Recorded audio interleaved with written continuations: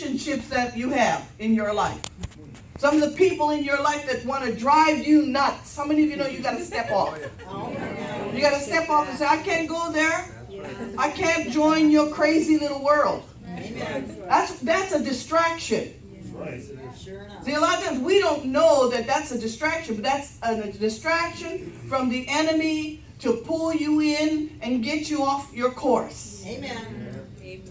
In Psalm 46 and verse 10, it says, be still and know that I am God. You know, a couple of years ago, we had sold our building in Oahu.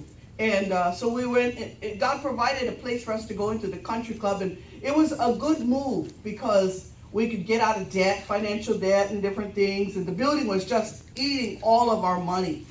And so when we sold the building, we got into the Honolulu Country Club, which was good. And but after about a year, you know, sometimes when you're hauling things in and out, that can be kind of an old hat. Yeah. And so some of the members began to say, when are we going to have this? And when are we going to have that? You know, people always want stuff. Talking to you this morning. People always want stuff. When are we going to have this? When are we going to have this? You know, and if you listen to everybody's whining a lot of times, it's all about me, I, and what I want. Okay. And so they start telling, you know, when are we going to have our own building? And you know, and so I go to the Lord. And I say, Lord, I know you have something for us. And so I start pounding the pavement, and I'm getting all these realtors, and I get all these realtors, and they're looking for a building for our church. So 2 years now. This has been going on for 2 years. And so one night, I just before I got up, I had a dream. And in this dream, I don't remember what the dream was about, but I heard God speak to me in this dream while I was just about ready to get up. I heard the Lord say this to me. He said, do not be impatient.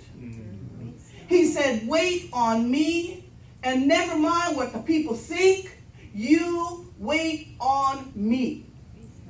He said, if you do it out of my will, you will be impatient and it will not be blessed. I got up and I heard God. I said to my husband, oh, God just spoke to me. And I shared with him what the Lord said. And I was so free in my spirit. Praise God. You know, I was free in my spirit.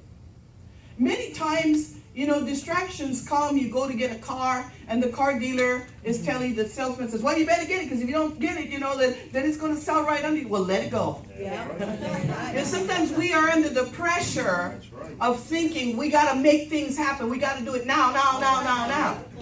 And that is just the work of the enemy. Amen. To get you in a position where you should not be, under the gun. Yeah. That's right. And it comes because God is trying to teach his people how to be still, how to sit in the presence of God, how to pray it through and just be patient. Say patient. Patient. Psalm 4 and verse 4. Psalm 4, the second part of Psalm 4 and verse 4, it says, meditate. Another word for meditate is commune within your heart on your bed and be still. Now, how many of you, when you get up in the morning, for me, when I get up in the morning, before I get out of bed, I'm trying to get all my brains to start working again. They've been sleeping, you see. So I kind of lay there, and then I think, and then once I feel like, okay, I can get up, then I'll get up and go make coffee. It helps me think a little bit. Well, when it's talking about meditating and communing within your heart on your bed, it's saying sometimes before you go to bed, you lay in bed and you start thinking about the day. You start thinking, usually your mind will go to what problems you have. Sometimes some people, they worry about certain things, and so they're going to sleep worrying about that problem. They're trying to fix it in their head, trying to find the solution. And sometimes getting up in the morning, you get up and you still haven't had the solution or the answer to that problem. And many times if we'll just talk to the Lord and talk to God in our heart, God will give us the answer to that problem.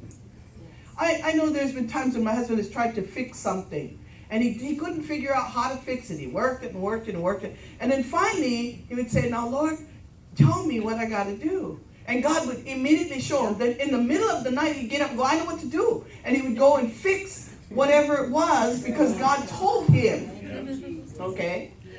Well, that's what it means about be still, commune, meditate within your heart on your bed. The question is this: what does it mean when God says to us,